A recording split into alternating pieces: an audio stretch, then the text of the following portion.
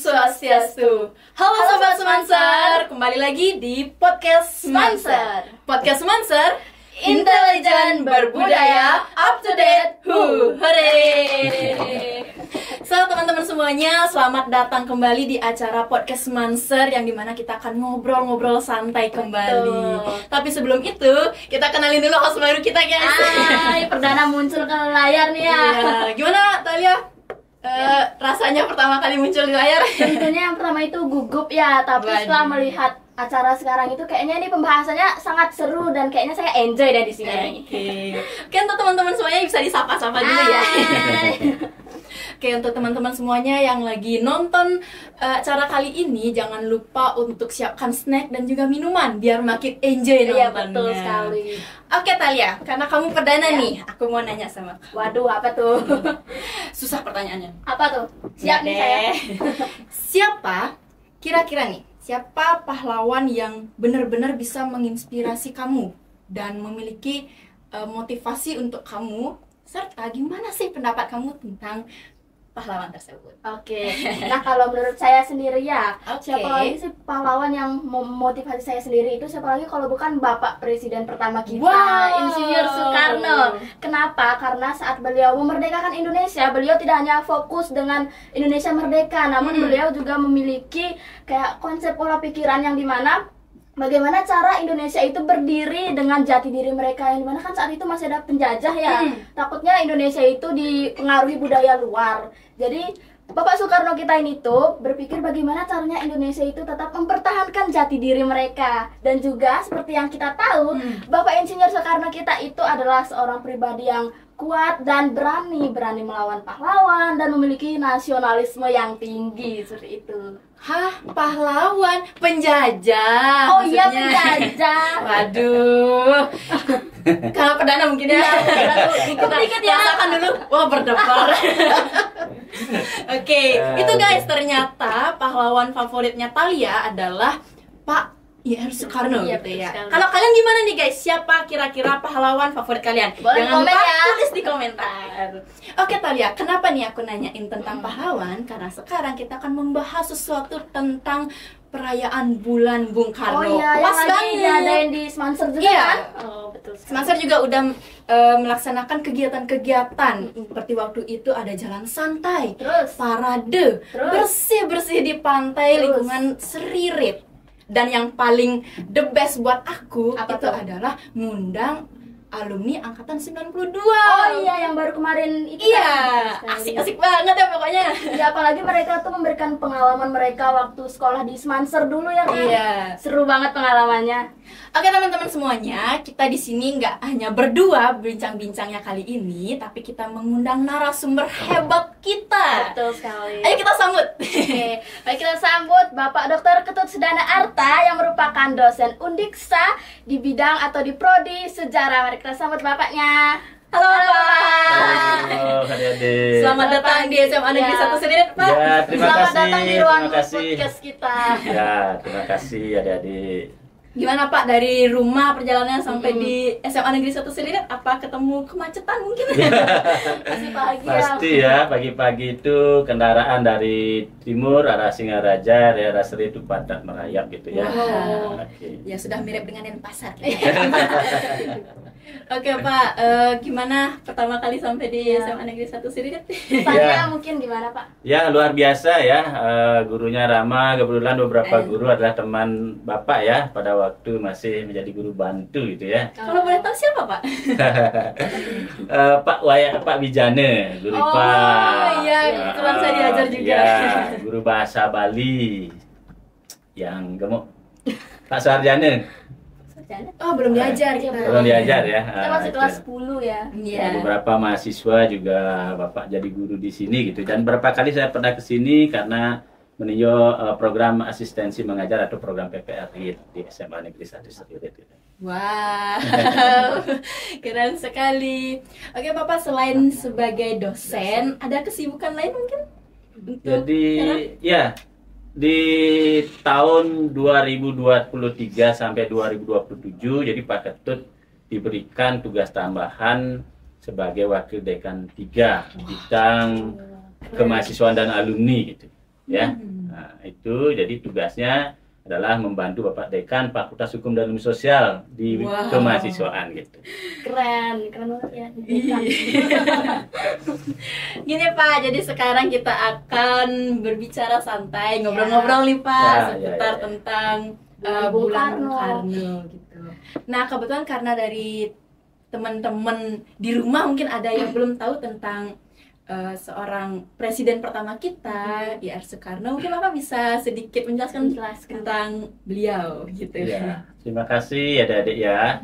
Jadi Bung Karno itu adalah salah satu pahlawan ya, pahlawan di Indonesia yang dari mudanya ya sudah memiliki visi yang cukup visi ya, visioner istilahnya ya, visioner tentang Indonesia ke depan.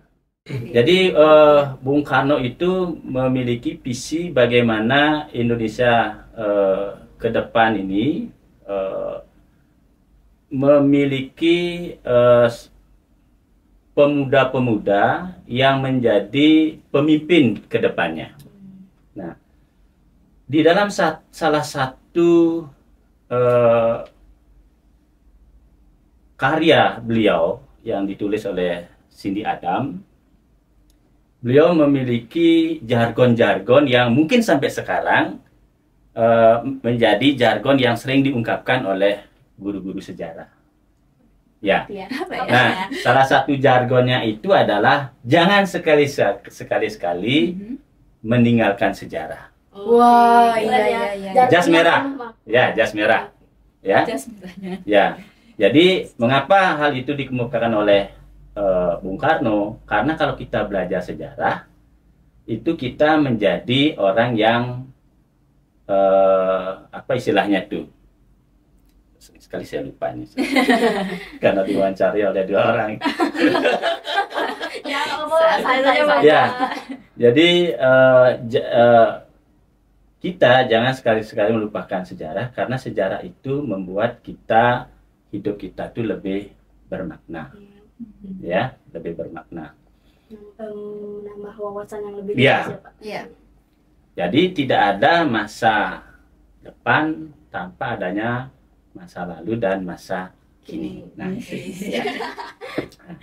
Kemudian jargon lain yang sering juga dikemukakan oleh guru-guru sejarah, oleh para pemimpin-pemimpin politik kita itu adalah bangsa yang besar itulah bangsa yang menghormati jasa para pahlawan. Ya. Oke. Jadi kita sering sekali diajarkan di materi sejarah itu beberapa perlawanan yang dilakukan sebelum 1900 dan sesudah 1900. Nah, misalnya kita selalu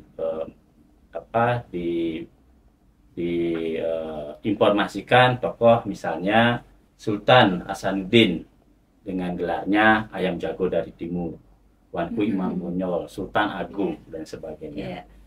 Kemudian sesudah tahun 1900 itu ada tokoh-tokoh, salah satunya adalah Bung Karno, ya. Kemudian ada Ki Hajar Dewantara, itulah tokoh-tokoh Iya. yang biasa sekali kan. Nah, kemudian jargon lainnya yang beliau sangat percaya dengan kekuatan dari generasi muda itu adalah berikan aku 1000 orang tua, niscaya akan kucabut Semeru dari akarnya. Wah. Berikan aku seorang pemuda, niscaya akan kuguncang dunia. Wah, dan penuh makna sekali. Sekarang makna kita pas- menerjemahkan apa yang menjadi maksud dari Bung Karno tersebut. Seorang pemuda niscaya akan kuguncangkan dunia.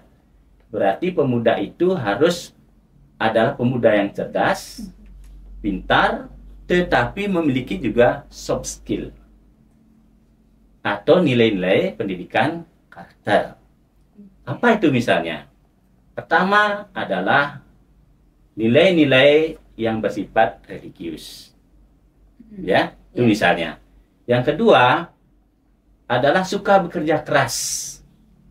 Jadi pemuda-pemuda menghadapi persaingan di era global sekarang ini harus pemuda yang suka bekerja keras. Ya, kemudian disiplin. Ya. Nah, kita ketahui bahwa negara-negara seperti Singapura, Jepang, kenapa tumbuh menjadi negara yang sangat maju? Kata kuncinya adalah disiplin. Saya rasa itu, ya. Iya. Oke. Oke, ada lagi pertanyaan? Nah Pak, jadi ini kan tadi kita sempat menyinggung ya soal perayaan Bulan Bung Karno. Dan kebetulan ini tuh sedikit ya nyambung lah dengan tema podcast kita hari ini, yaitu warisan pemikiran Bung Karno dalam pendidikan di era digital. Nah mungkin teman-teman di rumah atau angkatan kita nih, angkatan kelas 10 itu belum mendapat materi tentang pemikiran Bung Karno. Nah mungkin Bapak bisa menjelaskan apa sih itu pemikiran Bung Karno, apa sih yang beliau kemukakan pada masa itu? Betul-betul. Ya, jadi begini, Bung Karno itu adalah politikus yang memiliki pemikiran jauh ke depan terkait dengan salah satunya adalah dalam bidang pendidikan. Bagi beliau mencontohkan sendiri, Bung Karno itu adalah salah satu sarjana atau insinyur yang tamat pada zaman Hindia Belanda. Jadi beliau sekolah di Hogere Inland School, sekolah dasar sekarang.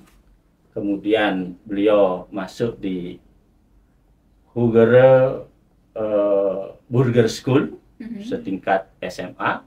Kemudian beliau masuk di Hogere Technische School, sekarang ITB di Bandung. Oh iya, ITB. Itu sangat luar biasa, karena beliau berpikir salah satu untuk bisa mewujudkan Indonesia yang merdeka adalah melalui bidang pendidikan. Nah, pemikiran beliau dalam bidang pendidikan itu salah satunya itu adalah pertama, pendidikan sebagai cermin kehidupan bangsa. Pendidikan yang baik akan melahirkan warga negara yang baik. Ya kan? Iya betul. Nah, sekarang ini diterjemahkan oleh pemerintah melalui program-program yang sangat luar biasa. Salah satunya adalah KIP, baik KIP pelajar maupun KIP kuliah. Nah, kalau adik-adik nanti yang di SMA sekarang ini mau kuliah ke berbagai perguruan tinggi yang ada di Bali maupun di luar Bali, itu adik-adik bisa mencari KIP kuliah. Tentu ada syarat-syaratnya untuk mendapatkan KIP kuliah tersebut. Kemudian kedua, pendidikan karakter. Jadi pemikiran beliau, pendidikan karakter itu adalah satu usaha untuk mengenkulturasi nilai-nilai ke dalam kehidupan generasi muda. Seperti yang saya katakan tadi. Tentu yang dimaksudkan oleh Bung Karno itu adalah nilai-nilai dari Pancasila. Ya. Di zaman digital sekarang ini, yang ditandai dengan kemajuan teknologi dan media sosial, pendidikan karakter ini adalah satu kebutuhan. Ya, betul. Jangan sampai nanti kemajuan teknologi ini membawa bencana bukan berkah. Ya, nah, apa maksud dari pernyataan tadi? Adik-adik menggunakan berbagai kemajuan teknologi itu dipakai sebagai sumber belajar, ya. Mencari materi di internet, ya, kemudian mencari materi di berbagai media sosial, di Instagram, di TikTok, di Facebook, ya. Tetapi teknologi itu juga bermata dua dia. Satu membawa dampak positif, satu membawa dampak negatif. Kan demikian ya. Adik-adik tentu tahu apa yang Pak Ketut maksudkan, ya. Nah, dampak positifnya tentu banyak. Seperti yang adik-adik kalau mau membuat ya tugas dari guru, ya, kita mencari di berbagai web, ya, bahkan bisa pakai AI. Ya, banyak. Jadi tinggal buat rangka kemudian AI yang mengerjakan. Tetapi jangan sampai hal itu justru berdampak negatif, ya. Jadi mengurangi sifat karakter suka bekerja keras gitu. Ya, karena sudah AI tinggal buat rangka, kemudian kita klik, ya, muncul dah semua latar belakang, rumusan masalah sampai pembahasan. Yang pintar itu teknologi, manusianya, pelajarnya menjadi ya kurang bijak, kurang cerdas jadinya. Saya katakan tidak bodoh ya, kurang bijak gitu. Ya. Kemudian di media sosial itu juga banyak sekali berita-berita bersifat hoax. Iya. Kalau adik-adik pagi-pagi membuka media sosial baik di Facebook, kemudian di TikTok apalagi ya, di IG, kita sering sekali disuguhi berita-berita yang bersifat hoax. Adik-adik tahu berita yang bersifat hoax itu kan? Tahu. Ya. Palsu ya. Banyak. Ya, banyak sekali ya. Apalagi sekarang ini kalau siswanya misalnya masuk ke satu web, seperti kasus kemarin yang heboh di media sosial tentang judi online itu, ya, itu sangat berbahaya bagi generasi muda, apalagi pelajar menjadi endorse, mahasiswa menjadi endorse judi online tersebut ya, yang kemarin muncul di media sosial. Kemudian yang ketiga, pemikiran Bung Karno itu adalah tentang pemberdayaan perempuan. Jadi beliau mengibaratkan di dalam buku-buku yang beliau tulis itu, antara laki-laki dan perempuan itu harus dapat perlakuan yang sama. Ibarat sebuah burung, sayap kanan dan sayap kiri harus sama-sama gini, sama-sama kuat mengepak sayapnya, sehingga burung itu bisa mencapai ketinggian, ibaratnya adalah kemajuan yang luar biasa. Ya, nah jadi jangan sampai perempuan itu justru dimarginalkan dalam hal pendidikan. Dan ini diterjemahkan oleh pemerintah dengan tidak membedakan antara pelajar laki-laki, pelajar perempuan, maupun mahasiswa laki-laki maupun mahasiswi mendapatkan perlakuan yang sama dalam bidang pendidikan. Ya, bahkan di dalam konteks-konteks pemerintahan banyak kita lihat sekarang itu Bupati, Gubernur, ya Jawa Timur, Bukofifah, kemudian Gubernur Maluku Utara, ya sangat luar biasa sekali. Nah yang keempat, ya pentingnya pendidikan formal maupun informal. Jadi Bung Karno ketika beliau di pengasingan di Jambi, di Bengkulu maksudnya ya, beliau membentuk satu forum, ya forum debat, baik pelajar laki-laki maupun perempuan diajak berdebat setiap malam oleh beliau gitu ya, sehingga nanti model ini bisa dipakai di era sekarang itu melalui program-program diskusi. Saya rasa itu ya. Baik Bapak, jadi itu dari pemikiran seorang beliau Bapak Bung Karno. Ya. Nah, untuk pemikiran Bung Karno yang masih terasa hingga di zaman era digital saat ini kira-kira apa Pak?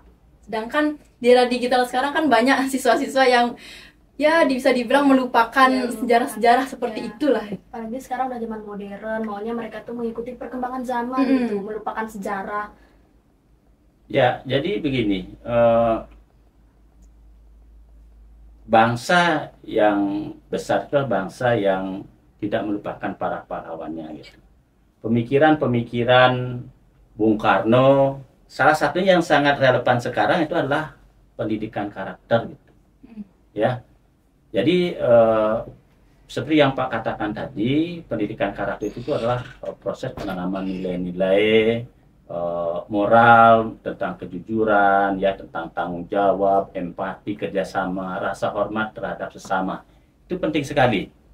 Ya. Kemudian menurut beliau fungsi dari pendidikan karakter itu adalah untuk mencegah berbagai perilaku yang menyimpang. Ya, tentu adik-adik paham betul di era digital sekarang ini banyak sekali perilaku-perilaku menyimpang yang kita jumpai, ya. Misalnya bullying, ya. Jadi bullying yang dilakukan oleh pelajar baik laki-laki maupun perempuan, ya. Kemudian plagiarisme juga, ya. Jadi plagiarisme itu kan ya menyontek gitu ya, kalau saya katakan tadi itu dengan menggunakan IE, ya, mahasiswa pelajar yang membuat tugas makalah itu dengan cara membuat kerangka berpikirnya saja sudah diberikan data yang lengkap ya, dari latar belakang, rumusan masalah, pembahasan ya, metode sampai data pustaka dibuatkan oleh IE ya. Nah, ini di satu sisi tentu sangat menggembirakan bagi mereka-mereka yang ya dalam tanda kutip kurang mau bekerja keras ya. Namun di satu sisi oleh guru itu kalau tidak di apa istilahnya itu, tidak dicegah dengan baik ya, maka justru ini akan membawa bagi saya kemunduran dalam dunia pendidikan ya. Tetap peran guru itu adalah sangat penting di era digital. Kalau menurut Bung Karno, guru itu tidak bisa digantikan oleh teknologi ya. Karena yang mengajarkan karakter itu adalah guru ya. Teknologi tidak mengajarkan karakter ya. Nah itu ya, saya rasa itu. Berarti kalau kita menggunakan AI itu kan boleh ya Pak, cuman jangan keterusan gitu sehingga membuat kita tuh kayak nggak mau kerjaan nih, AI aja pakai gitu. Ya sama misalnya kalau adik-adik disuruh baca buku itu pasti tidak sampai 5 menit ngantuk kan? Iya. Ya kan? Iya kan? Iya. Disuruh baca bukunya Bung Karno ya. Bung Karno Islam dan Pancasila itu misalnya. Tentu baru lihat bukunya aja tebal sekali. Ya.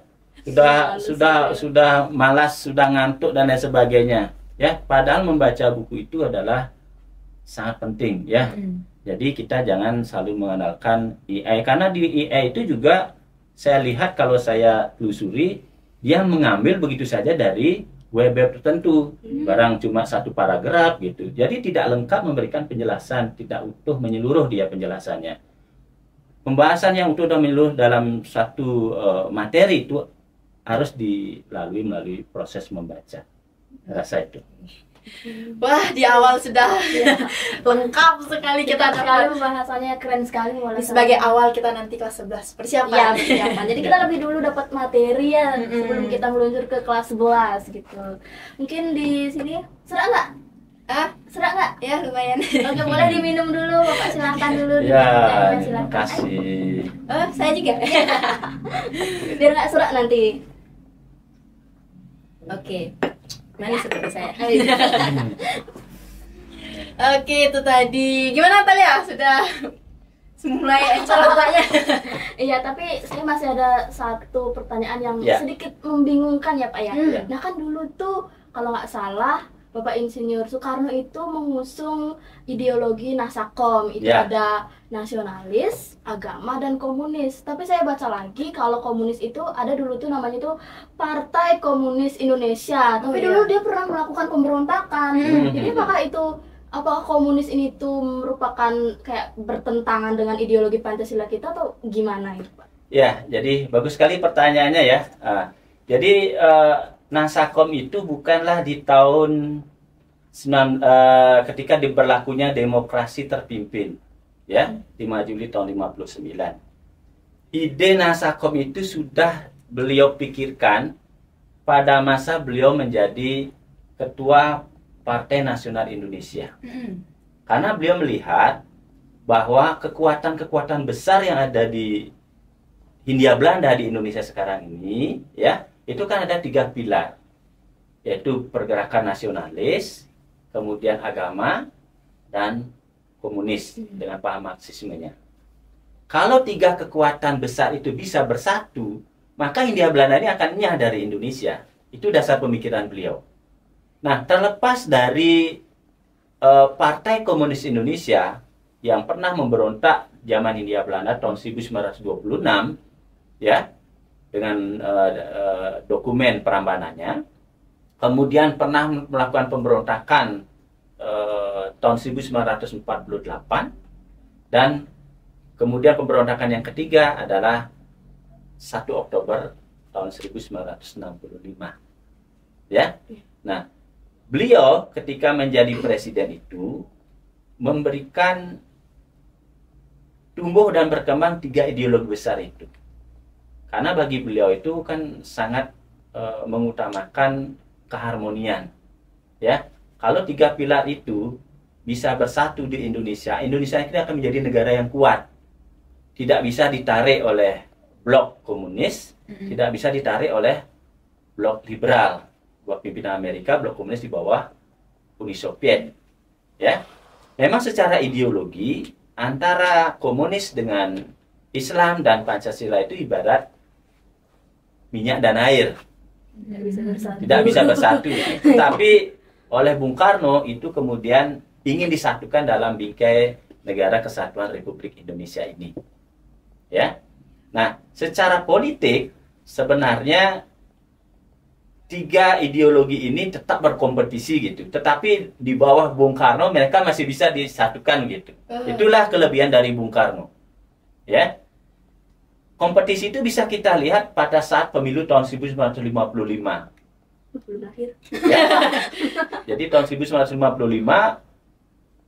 tiga ideologi ini dengan partai-partai pengusungnya, partai-partai yang menganut Islam, partai-partai yang menganut nasionalis, partai-partai yang menganut komunis, ya, ini berkompetisi dan ketiga-tiganya ini menjadi empat besar, the big four, ya, itu NU, Partai Nasional Indonesia menjadi pemenang pertama, Nahdlatul Ulama, ya, kemudian Partai Serikat Indonesia, ya, kemudian Partai Komunis Indonesia itu menjadi pemenang pemilu gitu, ya, jadi mereka tetap berkompetisi. Pada saat menyusun dasar negara, ya, pada saat menyusun dasar negara pada masa demokrasi liberal. Jadi masa demokrasi liberal itu berlangsung 1 Agustus tahun 1950, ya, sampai dengan 5 Juli tahun 1959. Dalam pemilu yang kedua memilih anggota konstituante. Konstituante itu berfungsi untuk membentuk dasar negara yang baru. Karena dalam masa demokrasi liberal memakai Undang-Undang Dasar Sementara tahun 50. Bukan Pancasila sebagai dasar negara, bukan komunis, bukan Islam. Sehingga Bung Karno kemudian pernah menawarkan, karena tidak pernah ada 50+1, ya, untuk mewujudkan dasar negara, mewujudkan Undang-Undang Dasar yang baru. Kemudian beliau menawarkan untuk kembali ke Undang-Undang Dasar 1945 dan kembali menggunakan Pancasila gitu. Tetapi tetap ditolak. Yang akhirnya mengingat negara kita dalam keadaan bahaya, jadi tahun 50 sampai tahun 59 itu negara kita penuh dengan pemberontakan. Ada pemberontakan Darul Islam, Tentara Islam Indonesia, ada pemberontakan RRI Permesta, ya. Nah, ini sangat membahayakan kehidupan berbangsa dan bernegara. Akhirnya beliau mengambil inisiatif atas dukungan dari Tentara Nasional Indonesia, yaitu mengeluarkan dekret Presiden 5 Juli tahun 1959. Memasuki masa disebut dengan demokrasi terpimpin gitu. Ya, terpimpin oleh presiden. Ya. Cuma memang lembaga-lembaga negara di bawah presiden itu kemudian dinyatakan sebagai pembantu presiden, DPR, pemilu tahun 55, ketua Mahkamah Agung, ketua DPR, semua sejajar jabatannya adalah menteri. Ya. Jadi semua kekuatan berpusat kepada Bung Karno, seperti itu, ya. Berarti mereka ini tuh kayak menyatukan kekuatan biar Indonesia waktu itu tuh nggak dalam bahaya gitu ya, menyatukan kekuatan mereka. Iya, karena Indonesia pada saat itu berusaha ditarik pengaruhnya oleh blok komunis, ya, di bawah Pakta Warsawa. Kemudian ada blok liberal di bawah pimpinan Amerika Serikat. Jadi di Indonesia ini menjadi magnet, ya, daya tarik menarik gitu. Nah, supaya Indonesia ini bisa dengan blok komunis baik, dengan blok liberal baik, jadi Bung Karno seperti itu jalan tengahnya, yaitu menyatukan tiga kekuatan Islam, nasionalis, kemudian komunis, yang disebut dengan Nasakom. Berarti Nasakom itu nggak bertentangan dengan Pancasila ya, bahkan itu adalah bentuk untuk menyatukan kekuatan agar negara Indonesia waktu itu nggak dijajah atau tidak dalam bahaya gitu ya Pak ya. Iya, Oke. ya betul betul. Ya. Keren sekali. Ini sumpah baru pertama kali dengar sejarah ini soalnya. Ya. Boleh kita ceritakan ke teman-teman nanti biar kita tuh wah Talia nih wawasannya gede ya gitu. Belum. Ya. Nanti itu. Ya, ada lagi yang bisa didiskusikan? Sebenarnya ada, Pak. Enggak. Ini dia banyak pertanyaan ini Pak. Boleh, silakan. Nah, saya mau tanya, Pak. Ya. Di era digital, kita balik lagi di Ya, era ya, digital. ya. Bagaimana kita bisa menerapkan ideologi perjuangan yang dulu? Itu, Pak. Ideologi bagaimana kita menerapkan Iya, pemikiran Bung Karno, ya, pemikiran Bung Karno di era digital sekarang ini, ya. Nah, jadi pertama yang harus kita lakukan itu adalah seperti slogan Bung Karno itu, berikan aku seorang pemuda, niscaya akan kuguncangkan dunia. Bagaimana caranya supaya kita bisa mengguncangkan dunia menurut pemikiran Ibu Bung Karno? Pertama kita harus ya tentu adalah belajar dengan baik. Sederhananya seperti itu, ya. Belajar dengan baik, ya.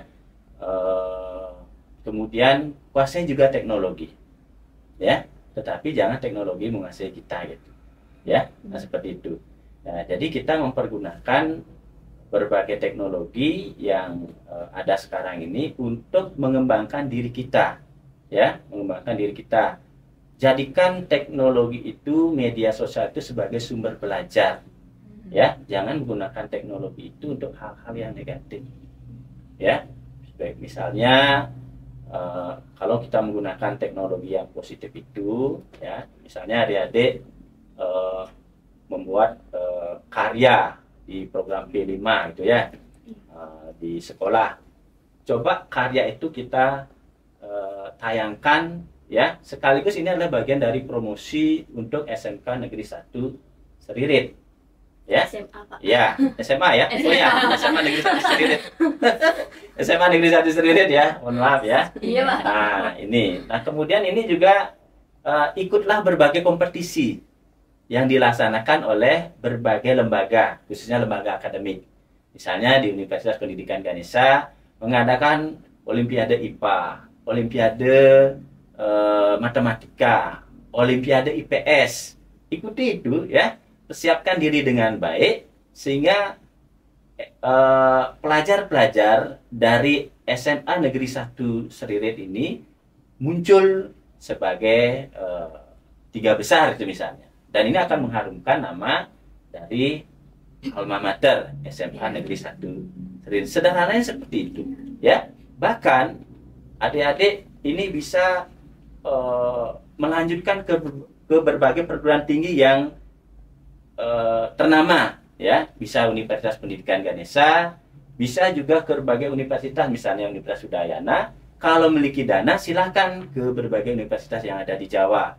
Ada UNESA, ya, ada Universitas Gajah Mada, ada Universitas Brawijaya, ada Universitas Negeri Jakarta, ada Universitas Indonesia, ya, Institut Teknologi Bandung, Universitas Pendidikan Indonesia. Itu cara kita mengguncangkan, ya. Dan pada saat menjadi mahasiswa, ikut juga kompetisi di level nasional maupun internasional, ya. Sehingga dengan demikian Indonesia dikenal di dunia internasional. Itulah mungkin salah satu cara bagaimana pemikiran Bung Karno, berikanlah aku seorang pemuda, niscaya akan mengguncang dunia. Cara yang mengguncang dunia seperti tadi. Ya, kita harus Sederhana sekali ya. Kita harus menunjukkan prestasi kita gitu, biar kita bisa mengguncang dunia kita gitu. Jadi dari siswa itu hal yang paling sederhana adalah mulai dengan belajar dan tidak terlalu terlena dengan teknologi, tapi harus tetap dengan teknologi. Iya, ya. Oke. Ya Bapak, terima kasih. Ya, karena terima sepertinya kasih. ini waktunya. Sudah lagi dikit ya, lagi Iya, iya. Oke Bapak, kalau begitu sebagai closing statement, bisa dikasih pesan untuk teman-teman yang di rumah tentang penggunaan teknologi dan juga supaya tidak melupakan yang namanya sejarah gitu. Ya, baik, adik-adik sekalian, anak-anakku ya yang ada di SMA Negeri 1 Seririt ini. Jadi sebagai seorang pelajar, sebagai generasi Z ya, Iya, Z ya, yang ditandai dengan penggunaan teknologi. Pergunakanlah teknologi itu searif mungkin, sebijak mungkin ya, untuk menunjang proses belajar mengajar ya, jadikan itu sebagai sumber belajar. Kemudian hindari penggunaan teknologi untuk hal-hal yang negatif. Misalnya membuat konten-konten yang membuat nama baik dari alma mater menjadi tercemar, nama keluarga menjadi tercemar ya. Gunakan hal-hal yang positif ya. Misalnya upload kegiatan-kegiatan di SMA Negeri 1 Seririt yang positif ke media sosial, sehingga semakin dikenal SMA Negeri 1 Seririt dari aspek berbagai karya akademik dari siswa tersebut, prestasi dari SMA Negeri 1 Seririt. Saya rasa itu. Terima kasih. Keren banget, Oke. tepuk tangan. Ingat ya teman-teman, kita penting untuk menggunakan teknologi tapi jangan sampai berlebihan, dan tolong untuk jangan pernah melupakan sejarah-sejarah yang ya. ada di Indonesia. Oke, sebelum kita akhiri, jargon dulu nggak sih? Kita say thank you dulu ya. Kerennya say thank you. Oh iya. Ya, Bapak, terima kasih banyak. Ya, Kita ya. mendapatkan informasi dan juga Wawasan yang lebih luas. iya. Kebetulan karena kita juga kelas 10 jadinya sudah ada bayangan ya. Ya, ya. Baik Bapak, sebelum kita tutup, kita ajak Bapaknya jargon ya. Ini jargon podcast Manser ya. Jadi Mm-mm. kalau siapa mau mimpin nih? Ayo. Talia deh, karena Oke. tidak aku. Oke. Jadi kalau saya bilang podcast Manser, bisa intelligent, berbudaya, up to date, who. Boleh ke Bisa kamera. dikit ya Pak ya. Gimana pertama? Intelijen, Intelligent, berbudaya, budaya, up to date, up to date, who. who. Oke Talia, Oke. sudah siap Pak? Ya. Oke. Podcast Manser, intelligent, berbudaya, up to date, who. Yeay. Terima kasih banyak Bapak. Sampai Ya, jumpa. ya, ya, ya. Sampai jumpa di video selanjutnya.